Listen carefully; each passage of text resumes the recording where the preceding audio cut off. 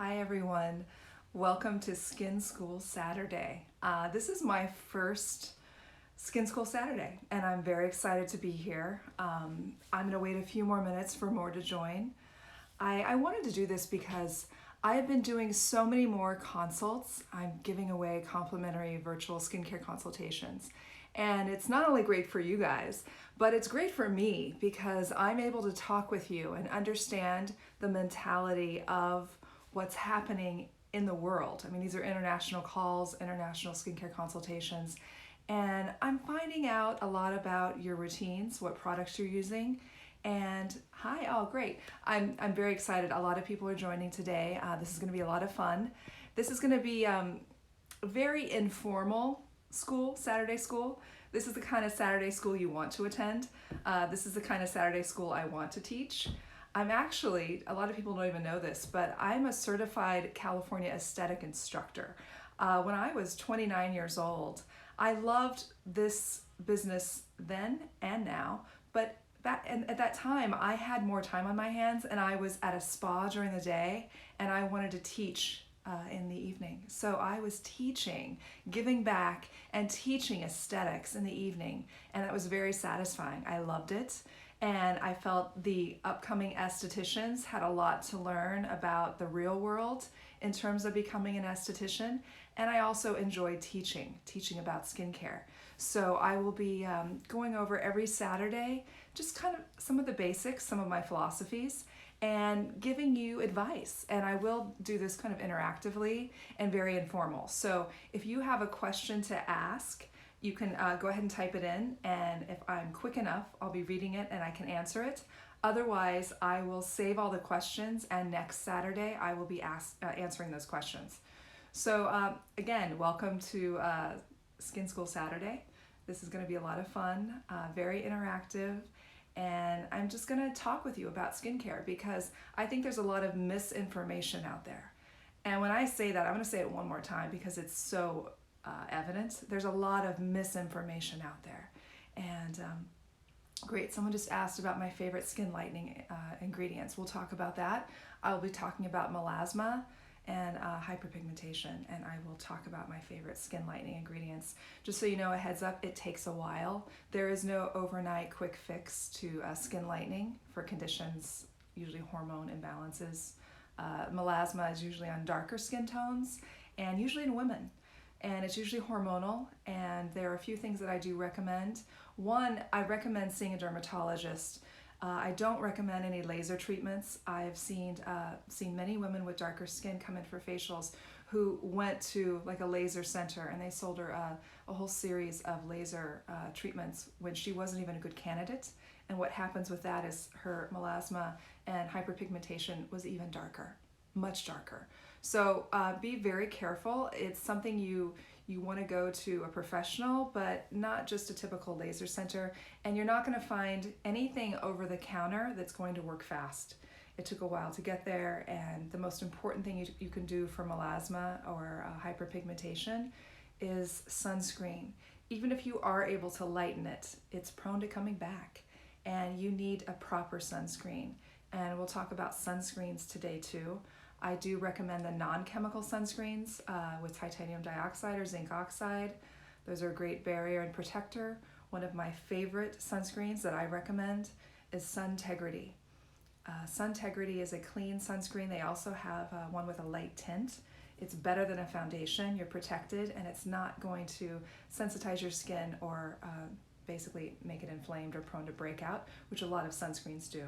So again, my favorite sunscreen right now, until I come out with my own, which I'm working on, which takes a while, is Suntegrity, a very, very good sunscreen. And I've met with the founder. She has a lot of integrity, and she has a good product. So Suntegrity, please check that out if you're looking for a sunscreen that's non-chemical. That's what I recommend. I also recommend the tinted version. It works with a lot of skin tones, and it's very, very nice.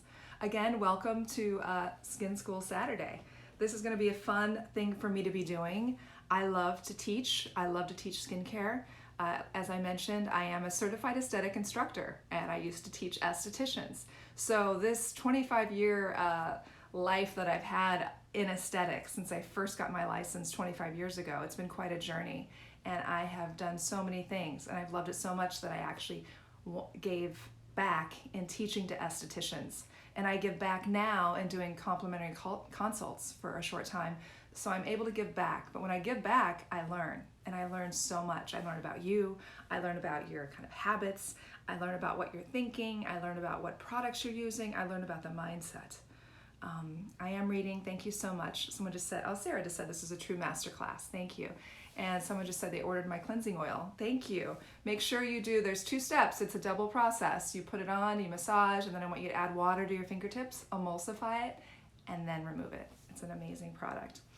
All right, so let's talk. Let's get going. I see that more have joined, and I appreciate that.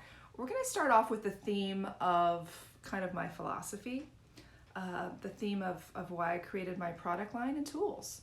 And it's pretty simple. They all go together. It's just one philosophy. Are you ready? This is my philosophy. And this is my secret. This is the secret to glowing skin. So it's not even it's a philosophy, but this philosophy actually can help you. Once you understand the philosophy, you can look younger and you can have better skin, even if you don't now. Like it's entirely possible. And you're gonna love this, and I'm gonna tell you the secret right now. I see that more skincare professionals are joining. I love that. Thank you. All right, are you ready for the philosophy? And also, by the way, I practice what I preach. I'll be 49 years old this year. 49. I haven't done like Fraxel. I haven't done anything invasive to my skin. Just good skincare. And we're gonna go to the philosophy of good skincare and how you can look younger, have less breakouts, and feel better. I'm reading right now. Thank you so much. So let's talk about my philosophy and what the secret is. The secret to looking younger, the secret to gorgeous skin. It's not what you think. Oh, thank you, Sarah. It's not what you think. What I'm finding with my consults, and I found when I give facials to new clients, what a lot of them think, perhaps some of you, perhaps a lot of you not, because you're watching, and I love that. You probably know a lot about skin. But for the ones that don't, they seem to think that more products, the better. Goes back, I'm not a big fan of the Korean method of like 12 steps and 12 products, obviously. But a lot of people think more products you use on your skin, the more products that you use, perhaps the more anti-aging products, that you will look better and younger. But that goes against my philosophy. And we're going to go back to what my philosophy is. A strong, well-functioning lipid barrier is the secret to healthy, glowing, and younger looking skin. I'll say it one more time. A strong, functioning, healthy lipid barrier is the secret to youthful looking skin, less breakouts, less fine lines and wrinkles, and looking younger. And it's pretty simple, really. So it goes against everything that you've been told by perhaps wherever you go and buy your products, or perhaps your esthetician if they're trying to sell you a lot of products. The whole philosophy behind protecting your lipid barrier is very, very simple. Our skin is our largest organ, and it's there to protect us from the environment. It also is a great barometer to show anything that's happening inside your body internally. If you're not feeling well, if you're eating too much sugar, whatever you're doing internally will show up on your skin. So your skin, not only being the largest organ, it is there to protect you. And if you're using too many products, and let me just explain also what the lipid barrier is. A lot of people are like, well, what's the lipid barrier, Angela? Well, the lipid barrier is right above your stratum corneum, which is right here, stratum corneum right here, the first layer. And what the lipid barrier, it's made up of natural fats and cells. So natural fats and cells, called corneocytes, are the cells, and of course the natural fats, which are the lipids. So those two things are what make up your lipid barrier right there. And as we age, we do not get enough lipid production. So if you're knocking on 40, your lipid production is going to slow down. So this lipid barrier, which is made up of our lipid cells and natural fats, okay? And the cells, which are the glue, when that's changing, as when we age, your skin will start to get drier. It'll be more sensitized, and it's not as youthful. What we need to do is find lipid-loving skincare products. Lipid-loving skincare products. Because we need to infuse it with more lipids that are almost bioidentical to what we produce, which is the sebum and the lipids. So, the main ingredient of my skincare line, which is in every product all the way down to the sheet mask, is meadow foam seed oil. And a lot of you, I launched 2.5 years ago. At that time, no one even knew really what meadow foam seed oil was. And now it's in a lot more products, but not consistently. And the reason it's in every one of my products, including the sheet mask, is because meadow foam seed oil is very similar to our own lipids that we produce. So when that happens, you're infusing it, and it actually is the same molecular structure. So it's able to penetrate deep into the skin, almost like a kiss of youth, giving back those lipids. So you're nourishing and protecting your lipid barrier when you're using all of my products, because all of my products have this magic ingredient, every one of them. And it doesn't induce acne, it actually calms inflammation, so it's good for acne as well. So it's calming inflammation, it's giving back the lipids that you're depleted of, which can compromise your barrier. All right, someone just said, I love meadow foam seed oil. Yes. And I discovered meadow foam seed oil 8 years ago when I was looking for my lab. And my lab is in Oregon, my first lab. And that's where it's found. It's indigenous to Oregon and Washington. And it's from the Lanthus alba flower, which is a big white flower. And meadow foam, the name came from it. It looks like foam when the ocean rolls in. It's this big white flower. But it's only found in this area. And when I found this lab 8 years ago, which is one of the only clean beauty labs 8 years ago in existence, I discovered meadow foam seed oil.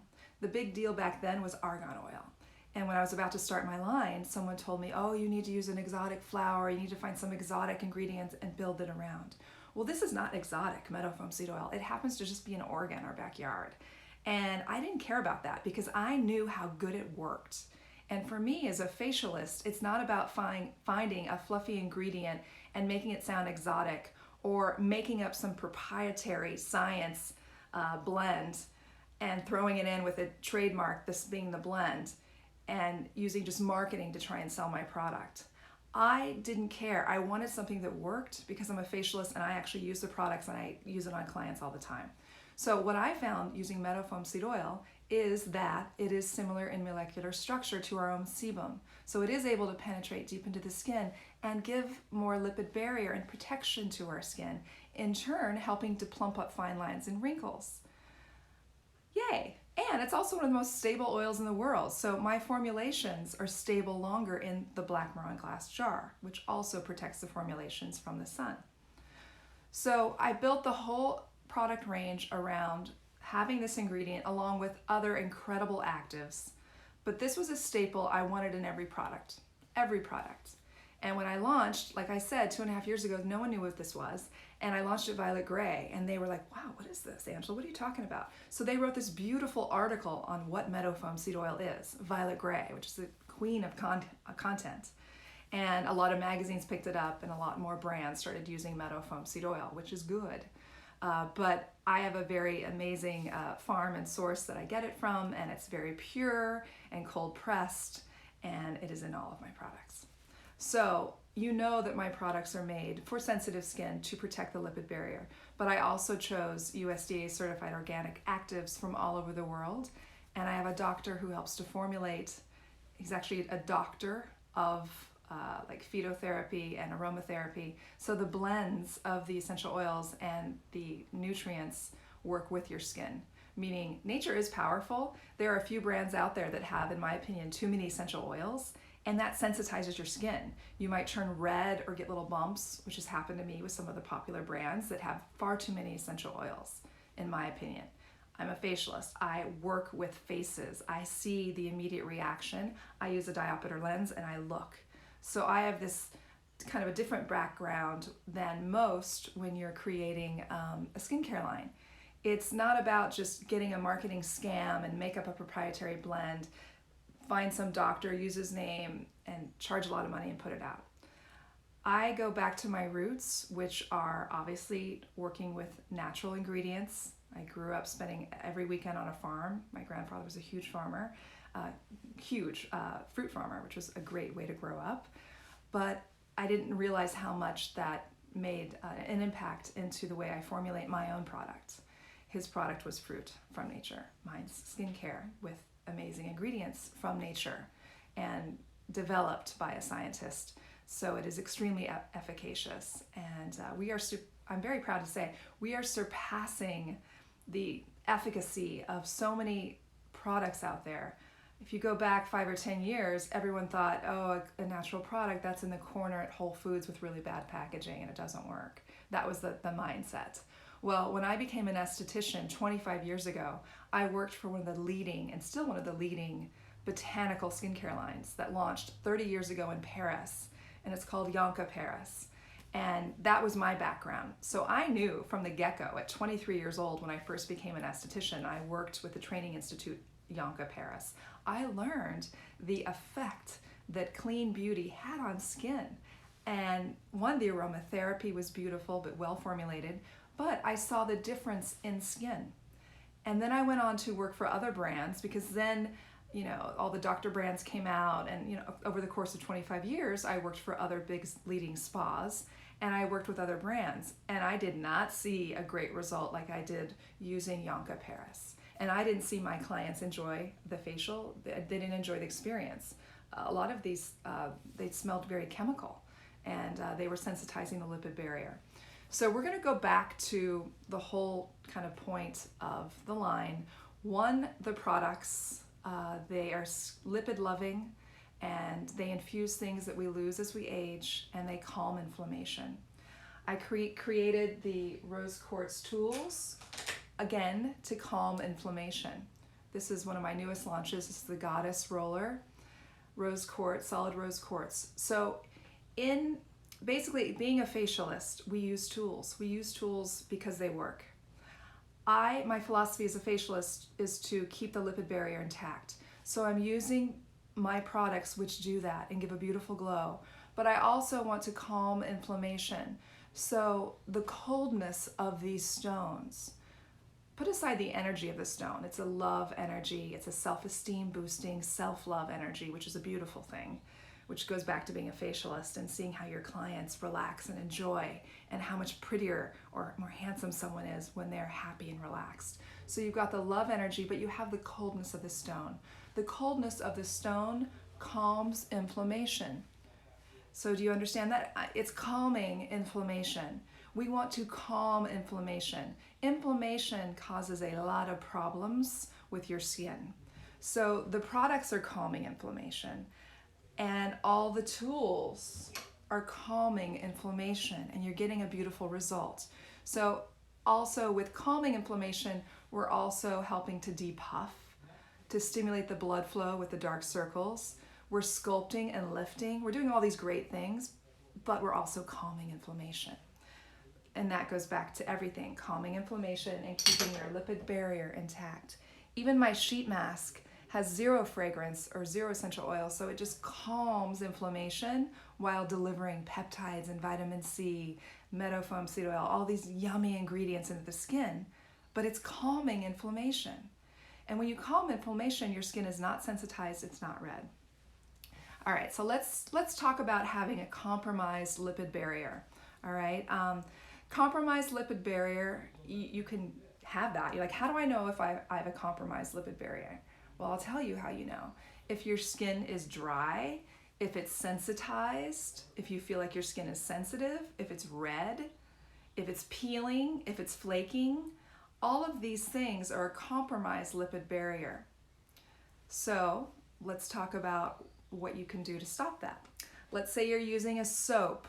It might be too alkaline. Now the proper pH for your skin is 5.5, slightly acidic. That's the acid mantle of the skin for it to be in a perfect state. If you're using a harsh soap or a bar of soap, to make a bar of soap, it's extremely alkaline, and that is too acidic. So it's going to strip your skin and compromise your barrier. And when you compromise your barrier, your skin is tight, red, and sensitized. And that means when you go out in the environment with all the pollutants and the sun, you're going to damage your skin and your cells. But the more you nourish your lipid barrier and protect it, it's not going to be sensitized. And there was a moment, actually a few moments, when I was, working a lot more as a facialist before I developed my line. And in some of the top spas in New York and Carmel, women would come in, and the first thing they would say to me as a new client, they would say, "Hi, Angela, so nice to meet you. I have sensitive skin." And they were so afraid, new facialist. "I have sensitive skin." Well, there became a point where I knew they did not have sensitive skin. It was just sensitized by the products they were using. And I found out a way to remedy that with my products. When I was working with Yonka, I was able to remedy it. But when I worked with other spa brands or lines, I wasn't able to remedy it. So it's all about what goes in the products to restore the lipid barrier and the stratum corneum, which is the outermost layer of skin, which is your protectant. Because when it's compromised by products, and those products could be your foaming cleanser, I think Americans in general, or a lot of people in general, are just so into clean. And they don't think they're doing it. If it's not a foaming cleanser, they're not getting their skin clean. Yet they foam their counters and they foam their toilets. And if it's not getting clean like that on their face, it's not getting clean. Okay, that's a wrong philosophy, because the foaming agent does nothing for your cleaning, by the way. It makes you think you're getting clean. But the scary part is what makes that foaming agent. These are chemicals and toxins, sulfates, that compromise your lipid barrier. So if you have a cleanser that foams and your skin is tight feels tight, you automatically think it's clean. But it's not. You've sensitized your barrier. If it's a little red or a little stingy or a little sensitized or dry, you've sensitized your barrier. So you think you just got clean and you did a great thing, but you didn't. You did something that now you have to try and fix with your other products, which most likely you're using too many products, which also can sensitize your lipid barrier. So we will go into that too. Products that sensitize your lipid barrier. Cleansers with foaming agents, products with perfume or fragrance. Back in the day, the legacy brands, which are now having to change to clean, which is very expensive for them, they have built these whole brands, and it's the clean beauty movement. And now they have to change all of their formulations. Very expensive to do. It's going to take a little time, like a year or two more for these big brands, but they're all feverishly working away to change their DNA to be more clean. But a lot of these products sensitize skin, and a lot of them have fragrance. And the thing with fragrance is, in the US, there's no regulation on the word fragrance. So back in the day when Coco Chanel was creating her perfumes, she could write fragrance because she didn't want to divulge the formula, because that's proprietary. Well, we've never changed it for this many years. So that means you can put the word fragrance in your product, fragrance, and you don't have to disclose what's in it. A lot of times there are parabens in it. There are toxic ingredients in the fragrance, and it's very skin sensitizing and will destroy your lipid barrier, damage it. So again, they would try and put fragrance in the legacy brands, so you would pick it up, smell it, that smells good, I'll buy it. Well, you're not buying a perfume, you're buying skin care. And fragrance is one of the most toxic things you can put on your skin. And in the natural arena, too many essential oils that are not properly formulated can sensitize your skin and get it out of whack. And you've seen that. I know you've tried some products that are clean, that came onto the scene, that have too many essential oils for your skin. It may smell amazing. It may smell like a bouquet of some amazing fragrance, but it's not. It's not a fragrance again. Nature is powerful, and all of those essential oils together combined may not work together. They may smell good, but they may be very, very sensitizing to your lipid barrier. So you have to be very careful. And it's not as complicated as it seems. I don't want to scare anyone with it, but I just want you to know if you're having issues with your skin, it has a lot to do with this. And it's pretty simple. It's a simple philosophy. So don't overdo it with products. It's only going to make your skin worse. You want to balance your skin's pH, not strip it. And your skin talks with you. I mean, you can see what's going on. If I try a different product because I'm really curious, oh my God, I see right away. I tried a product, I was giving a class at Neiman Marcus about a year ago, and there was a lovely woman who worked a counter there of a popular brand. It was a doctor brand. It was very, very extreme. And there was like this cult following. So I ended up buying some and trying it. And my God, I mean, it was embarrassing. The next day, my skin was so stripped and I had to go give a facial at my spa just from trying this product line. It was just a cleanser, but it was so strong with acids in it. My skin was red with bumps. It was embarrassing. It completely destroyed the lipid barrier. And this is a doctor brand and popular and expensive. So just read the ingredients, which is the most important thing for you to do, is read ingredients. And if you want to protect your lipid barrier, work with it, look for more natural products, not the ones that sensitize.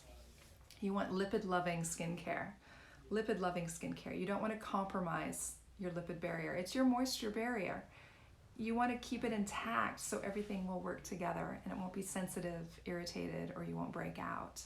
That also has a lot to do with breakouts, is the lipid barrier being thrown out of whack. There's so many products that have benzoyl peroxide or these sulfur lotions that have mainly alcohol, and you put them on your skin if you're prone to breakout, or you're using a cleanser that's foaming, that dries, you throw your skin so out of whack that it's not only breaking out, it's red and it's tight and it's dry and it's flaking, and you're probably going to get more breakouts. So there's a lot of repair that you have to do when you use these aggressive products. Someone just asked, what are the worst ingredients to find in skincare? That's a great question. Sulfates, which cause the foaming, that's not good. Dimethicone, which is a man-made silicone, or if you see any cone at the end, there's many different forms of silicones.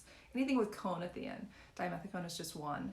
That is a man-made silicone, which will trap, your skin can't breathe, basically. It has a beautiful light texture, which feels really silky.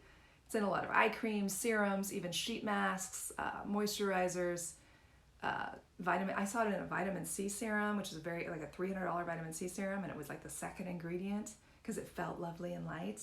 It's a man-made silicone and it traps the skin, so your skin can't breathe.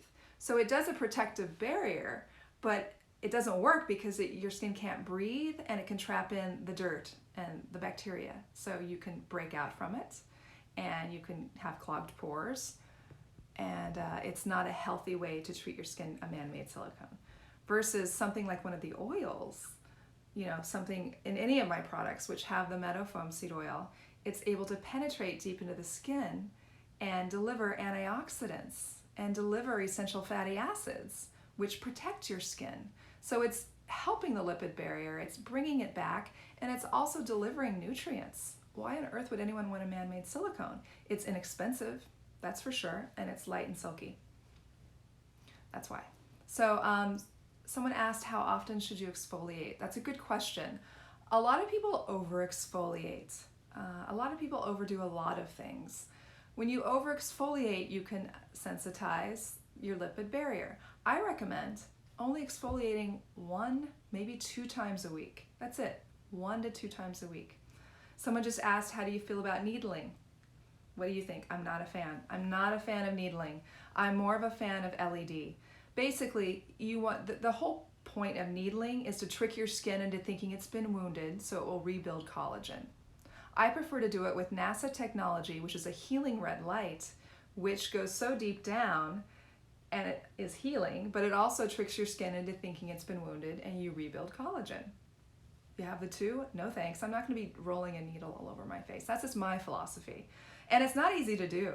If you go and get it done, if you have a really thick skin and you go to get it done with a facialist, at least she can balance it and see it. It's really hard even for me as a facialist. I did try the needling when it first came out a couple years ago, And it was really hard to get in all the crevices and do the right, pressure. Not a good thing for me personally, and I don't recommend it. You can sensitize your lipid barrier. Why not just use an LED light? Thank you for asking questions. I want you guys to ask me questions. We're going to talk. I did print out some of the questions that you did send me earlier. All right, so someone just asked, was it hard starting a skincare line? Do you need to be great in chemistry? Well, this is a good question. I started a skincare line because I saw a need for it. I saw a white space because I didn't like what was happening. I didn't like what I was being told to sell my clients. When you work at a top spa and you have I have a lot of female clients. When you have amazing women that come in every month that you adore, I mean, they become your friends. You adore them.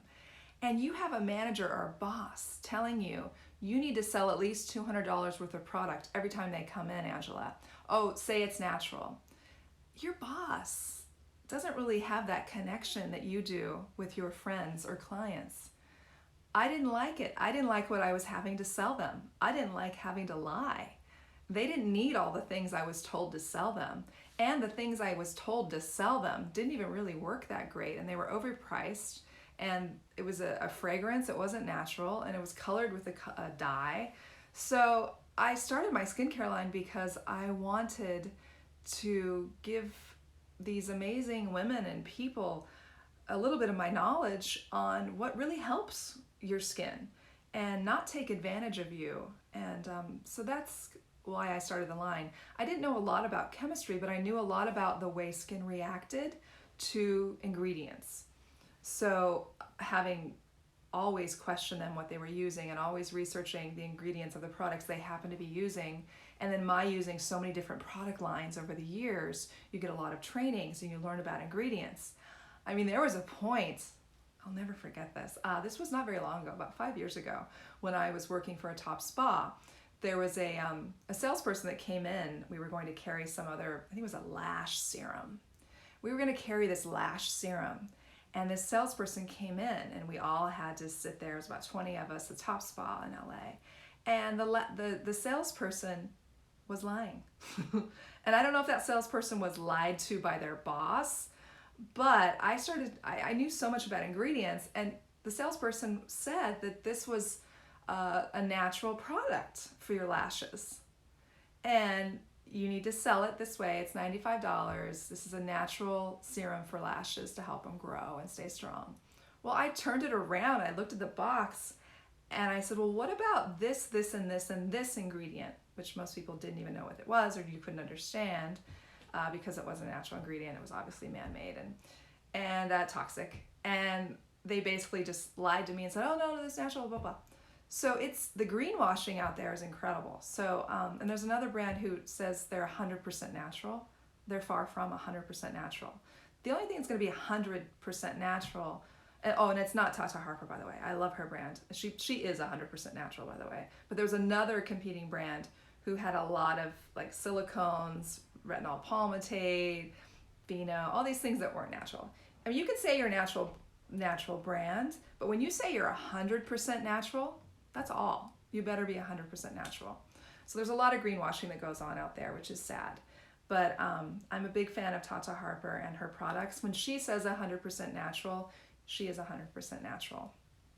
So and she made a point to be. She wasn't always. When she first came on the scene, she changed some of her formulations to become 100% natural. So, but again, she was, one of the pioneers in clean beauty and luxury beauty. So of course I have a lot of respect for her. She actually sells my La Vie en Rose quartz roller, mine. She buys it from me and sells it on her site, on her in-home spa, on her website.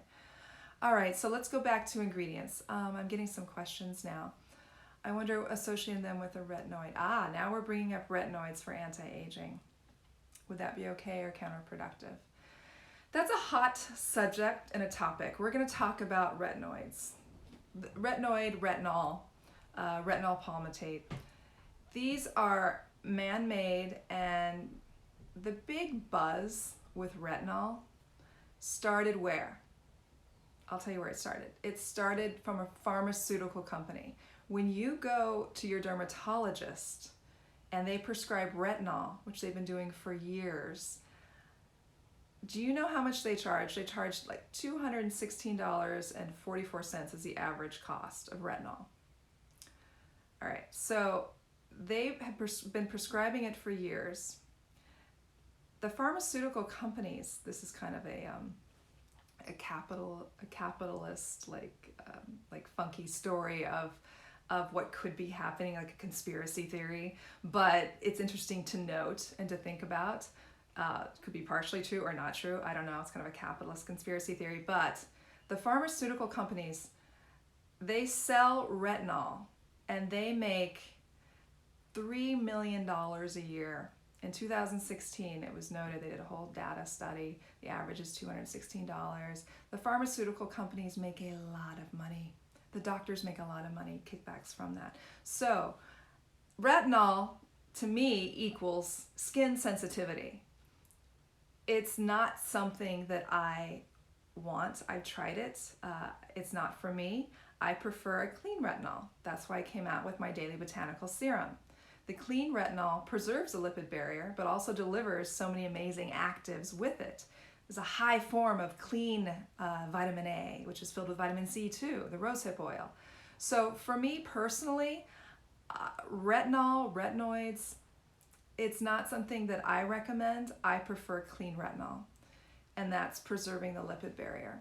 But if you're just madly obsessed with your over-the-counter, your whatever it is, 2% the retinoid, you can use it, but use my products to balance out because your skin sensitivity is going to be through the roof, and you want to restore your lipid barrier. All right, so yeah, that's my philosophy on retinol, and I'm glad you asked. Those are really good questions.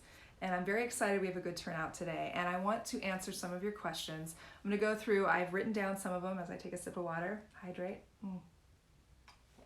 And thank you for joining my Skin School Saturday. This is going to be every Saturday and very informal.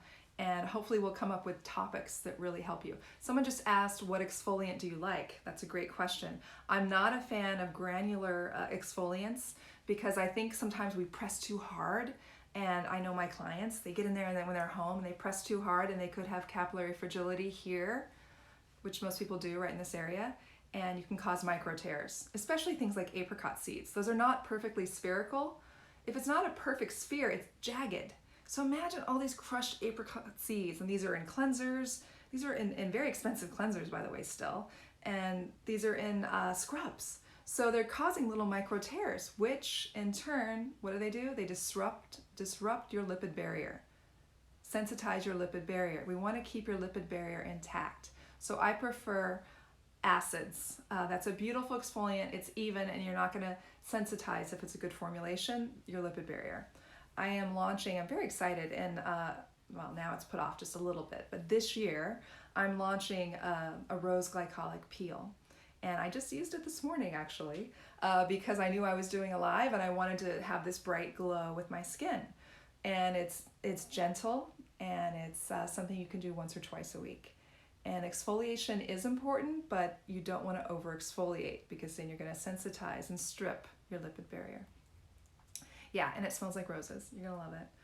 Just working on the packaging right now. Let's see, I will answer more questions. I'm recognizing names joining. Hi, Carly Ferris. I see Claire Barnes is here. Hi. Why don't you go ahead and type in the city where you are? I'd love to see where you are. Oh, good, we're getting some more talk about Yeah, you just want to use skin-loving, lipid-loving products on your skin. Not disrupting the lipid barrier, not using too many products. And products work together, they're synergistic. I recommend sticking to one skincare line. One skincare line.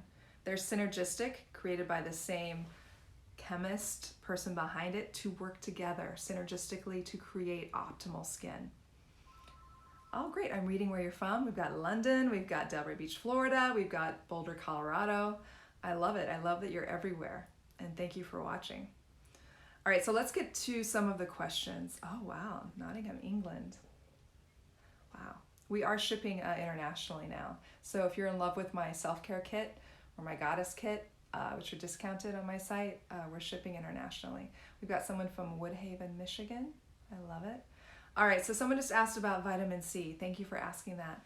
I've also formulated, and I'm waiting for the launch. I have the most beautiful vitamin C, and I did put that on this morning as well for that beautiful glow. And vitamin C is important because it's so interesting. It really, I love being an esthetician still, because when you create products, this knowledge is really, really important. When I work with clients that are new or these complimentary skin consults that I'm doing, I ask about their vitamin C regime because not all vitamin Cs are made the same. Also, I go in and visit stores that carry my products. They also carry a lot of other products. And some of the other products have vitamin Cs, and they've launched new vitamin C serums. Oh good, someone from Thailand, Bangkok, yay. I love Bangkok, and I love Phuket. All right, so I have to focus. Back to vitamin C. When you are acne prone, you need to be quite careful with vitamin C. If you are breaking out and acne prone, I don't want you using vitamin C, at least some forms of vitamin C. Ascorbic acid vitamin C, which is very popular out there, along with vitamin E, they usually pair it together, will break you out. So there are serums that say vitamin C serum, and you may be acne prone, or maybe you're not acne prone. Maybe you're not at all, and you kind of went through that stage. That vitamin C serum can break you out, and I've seen it. It's amazing what the wrong vitamin C can do for your skin, especially if you are prone to acne. So please be very careful. You want to use the one that I'm coming out with is oil soluble. So that's important because one, it's going to deliver down on your lipid barrier. It's not just water soluble. It's really hard to get in when you're water and your skin is made up of sebum and oils, so it kind of rests there. So you want one that's oil soluble, which will deliver, but you want one that's stable and not going to go haywire, one that doesn't turn brown. So there's a new form of vitamin C that is very popular that is in this new serum that I'll be launching, and it also has other ingredients that help to protect your lipid barrier. Oh, someone just asked when I'm coming out with the vitamin C. Well, that's in debate. Hopefully, for sure, fall. And it's going to be more than a vitamin C. I'm not even going to call it vitamin C, even though it's one of the highest forms. It's 20%, but it also has other ingredients. So it's an anti-aging, barrier protection, barrier repair serum. I mean, it's insane. When I put that on, it not only it's brightening, but it's really hydrating. And I'll put it on my husband, who tends to be dry, very fair skin. And if I put that on, I'll touch his face like a little bit later, and it's still really moist. So this vitamin C serum, even though it's not going to be called vitamin C serum, is really remarkable. And I worked with my chemist on this for over a year. I tried all the vitamin C serums out there, and I listened to my clients. I listened to people I know when I go into my retail stores say that these vitamin C serums are breaking them out. A lot of them have dimethicone, a lot of them are unstable, and have too much vitamin E, and they can throw your skin out of whack. So either they're really good or they're really bad for your skin. So there needs to be a lot of education on different forms of vitamin C. And some are actually misleading. They're like a mixture of vitamin C and glycerin, and it was formulated in a lab, and they're calling it vitamin C. Or there's citric acid at the very end of it, and they're calling it vitamin C. Well, if it's at the end ingredient, there's very little citric acid, and they're just calling it vitamin C. So you have to be very careful. Like I said, there's not a lot of regulation. So you have to work with a company that you trust. Someone just asked about the line Marie Veronique. I trust her, and if you are using hers, I think that I would be okay with that.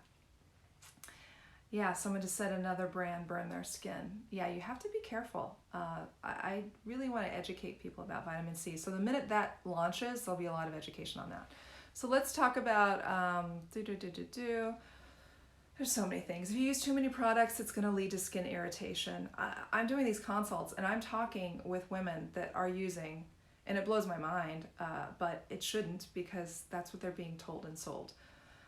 Basically, they're using, well, Angela, when should I use my pads with glycolic? When should I use my vitamin C? When should I use my retinol? When should I use my, whatever, their acid cleanser? And I'm just like, whoa, like they're just buying everything they think is going to work and using it all at one time. And I guarantee it's not from the same brand, or maybe it is. A lot of it's not, though. It's just from different brands, and it's not very synergistic. But someone just said, Sarah just said, do you agree with the skincare routine of having vitamin C in the morning and an anti-aging serum at night. Yeah, vitamin C can be used morning or night, and clean retinol, which is my botanical serum. Being it's clean, you can use it morning or night. I use it both, morning and night. It makes me really dewy before I put makeup on, and it's just delivering so much and protecting my skin. Just because it's a clean retinol, it's not a man-made retinol, so I'm not going to be sensitized out in the sun, which is great. The rosehip oil, it's not going to sensitize my skin. So I can use it morning and night. Oh, thank you. Someone just said thank you for doing this.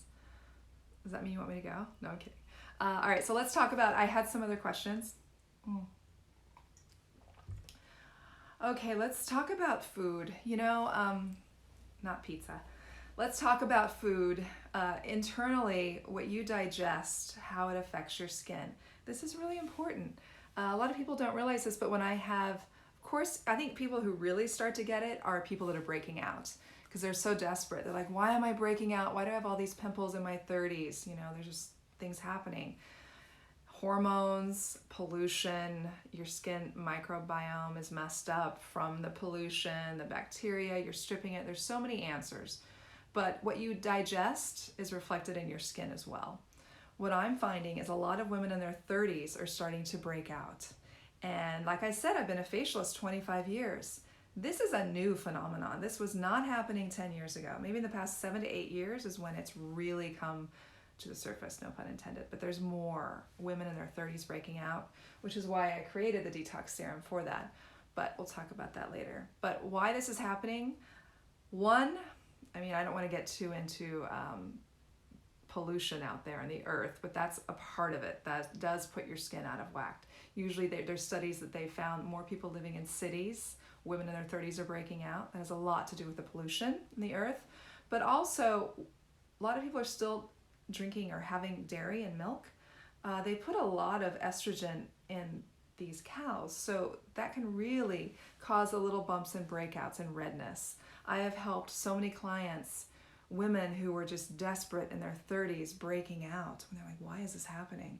When I had them eliminate dairy, their skin was really easy to clear along with the right ingredients of the products they're using. Also, when you're breaking out in your 30s, this is one of the questions too, adult breakouts. When you are breaking out in your 30s, you need to look at a lot of things. You need to look at your diet. You need to eat things that are good for your skin. You need to drink a lot of water. You need to look at the bacteria levels on your skin. That means when you're using products that you think are great for your skin because you're told they're great for your skin, meaning those, if you're oily and you're breaking out, you use the foaming agents, which has the sulfates, which will sensitize your skin and your lipid barrier and throw your skin out of whack. And like I said, the serums, that's why I came out with my serum for breakouts, because these ones that you shake that are pink with the sulfur's good for your skin, but they put alcohol in it, and a majority of it is alcohol, and that could really sensitize and dry your skin. The same with benzoyl peroxide. So it's really important to not overstrip your skin when you are breaking out. You need to eat a better diet, because that does affect even all the sugars in the chocolate, the whole thing about, oh, chocolate leads to breakouts. It's the sugar in it that can throw your hormones out of whack. Stress contributes to breakouts. So these are all these questions when I have a new client. I ask a lot of these things. I'll ask on a scale of 1 to 10, what's your stress level? And hormones, another thing. When I have women in their 30s who are breaking out, now I can just spot it. I feel like a little like psychic behind them doing that facial on a new client, because I'll just say, have you stopped your birth control? Are you doing something different with your birth control? Like, oh yeah, I just stopped 3 weeks ago. That's why. Hormones, their skin is out of whack. So a lot of it is hormone related. That also has to do with melasma, hormones. They call it the pregnancy mask when you get dark pigmentation. It's usually women, and it's usually women who have a darker skin tone that are prone to melasma. And that takes a lot to treat, and it's really hard on the self-esteem. And the sun is the worst culprit of melasma. I have one client, she's a model, absolutely beautiful. She's Italian with a darker olive skin. But she's also a surfer. So she spent years surfing, and she has melasma from being exposed so much without sunscreen in the sun, in the water, which is reflective. So when you have a darker skin tone, you are prone to more melasma or hyperpigmentation, and it's really hard to get rid of. So please always wear a sunscreen, whether you're fair or have a darker skin tone. But you also need to be aware of lasers. You can't use a laser when you have a darker skin tone because it will go darker. It works with light.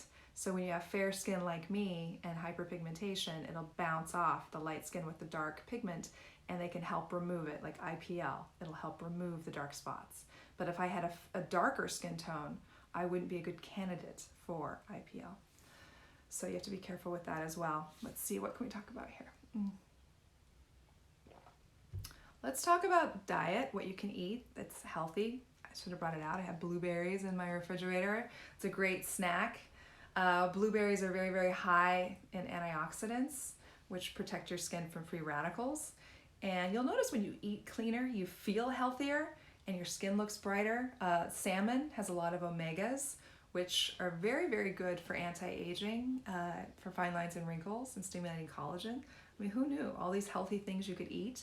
You're gonna feel better and you're gonna look better. So remember, your skin is a reflection of what's going on inside. Also, exercise is great for your skin, but if you're exercising, you have to be careful of hot yoga if you're acne prone. I've had clients come in where I figured out like they do hot yoga. I can almost spot it. They're beautiful, they're really thin, they have a yoga body. And I'll say, do you do hot yoga by chance? I'm like, yes. So I recommend, they hate it, but I try not the hot yoga, do just the normal yoga, because they're prone to sweating, and it's too much sweating and they're getting too much bacteria, and you can't wipe it every second when you're in a hot room. So I recommend when you are working out, like on a treadmill or your Peloton if you're home, to wipe your skin as you start to sweat, to get it off, to have a clean little towel and wipe as you're sweating. All right, let's see, what else can we talk about? So avocados are really great for your skin too.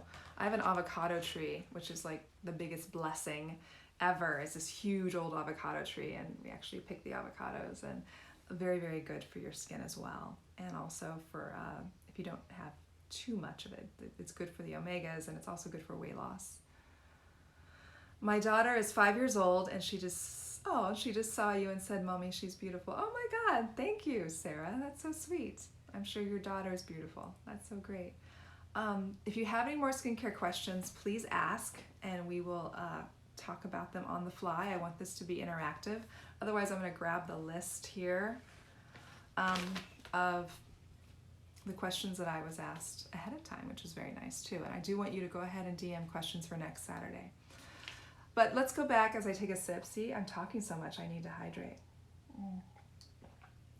So let's go back to the philosophy of skincare. My philosophy of skincare, having been a facialist for 25 years.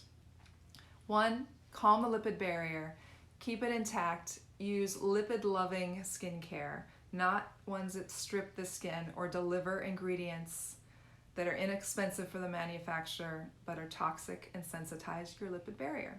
You'd be shocked at how many products out there actually are not good for your skin, and they're marketed and sold as they are. What's your take on water, like hot water versus soft water? That's a great question. You know, the whole micellar water, the French women came out with that after the war because the water was so hard in Paris, and they would attach the micelles, and it's very soft. So I do love that to remove makeup if needed. But in terms of hard water, it's not good for your skin. It's very alkalizing. It will disrupt your lipid barrier. So it's not a good thing. Let's see. So let's talk about, so there's good bacteria, I can't even say it, good bacteria, the microbe on your skin, and when you strip it with all these products, you are leaving it compromised, and that's when it will be more prone to breakout and stress and tightness and premature aging. All right, we've got someone from Santa Barbara. I love that you're saying where you're from. I love Santa Barbara. Montecito is one of my favorite cities ever. All right, so let's answer some of the questions. Here we go. We talked about that, clearing up adult acne. Someone wants a gua sha tutorial. I will do a gua sha tutorial, but it'll be this week. This is Skin School. So not so much tutorials. I want to just talk with you. And oh wow, we've got Jamie from Dubai. Oh, amazing. We are launching in the Middle East. I'll get with the Altair group, just so you know, but I'll get more information on that. Let's see, so how to get rid of melasma. We answered that already. And how do you treat sun-damaged skin? I mean, we can talk about that. That's a good question. How do you treat sun-damaged skin? I love the LED light for that. That does repair sun-damaged skin. I love vitamin C's. I had a dark spot here. My vitamin C serum that I've yet to launch helped lighten that. Oh, someone wants a sculpting tutorial too this week. Okay, great. We'll definitely do that. One of my favorite things is to sculpt our faces, to look younger, to lift, tighten. And it's easier than you think. You can do it with your hands. You can do it with gua sha. You can do it with my sonic vibrating roller, fast. That's the fast way. And you can do it with my rose quartz eye treatment set. Here we go here. This just feels so good. The quartz is just cold naturally. And I love to, when I really want to calm inflammation and sculpt, I love to in the mornings, whatever rose quartz tool that I'm using, I will put it in a little ice water. I'll put ice with water and I'll let it sit in the ice for a few minutes so it's extra cold. And then you have this real wonderful capability to sculpt and lift, but also the coldness of the stone, even colder than regularly, will calm inflammation and just kind of brighten and give this kind of a big wake up to your skin. And we want to calm inflammation. That's the whole point, to calm inflammation. Someone just said, if you have to buy any one tool, what would you recommend? I know it's so tough. I have so many tools. And I have on my website now, I did the whole tool collection, the Ultimate Skin Tools collection, and I did a little price break on that. But it's hard because it's like, which kid do you like the best? It's like what you're asking me. I mean, there are days where I just can't live without this gua sha. This gua sha, we're selling so many of these. This is becoming so popular in all of my tools. So this is one of my top selling tools right now. But it's so hard. Like, I love to use both of these to do a massage. The sculpting roller also is one of my most popular items as well. Yeah, I will save this on IGTV. Thank you for asking, guys. I definitely will sell this. So the answer to my favorite tool, I can't answer because each time I have a different favorite tool. Someone said, what's your take on coconut oil? If it's a main ingredient, not good if you're acne prone. So coconut oil is not good for acne prone faces. On your body, it's fine. So if you're prone to acne prone or having sensitivity, you can't use it. Especially if it's a main ingredient. I try and stay away from that. There are some foundations that have it, which can really kind of break people out if there's too much. So be careful of that if you are acne prone. Guys, this was fun. My first Skin School Saturday. I really appreciate you joining. And I did have a bell right here and I totally forgot to ring it. I was gonna ring the bell. Look, I'll do it now.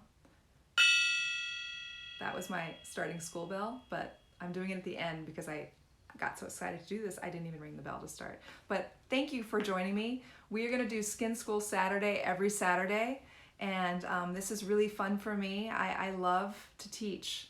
Like I said, I'm a certified aesthetic instructor. I used to spend my evenings after working all day at the spa teaching women, mainly women, to become estheticians. So I love teaching about skincare. So I will be doing this with you as much as I can. So every Saturday at 11, let's do it, 11 Pacific Standard Time. And please DM any questions you have, and I look forward to seeing you soon. As you know, this week I'm going to have a lot of lives, as I always do. Wednesday we'll have the meditation live. Thursday I'll do my virtual facial live. And now Saturday Skin School. So thank you for joining. This has been really fun. I appreciate it, and I hope you all have a wonderful day, and take care.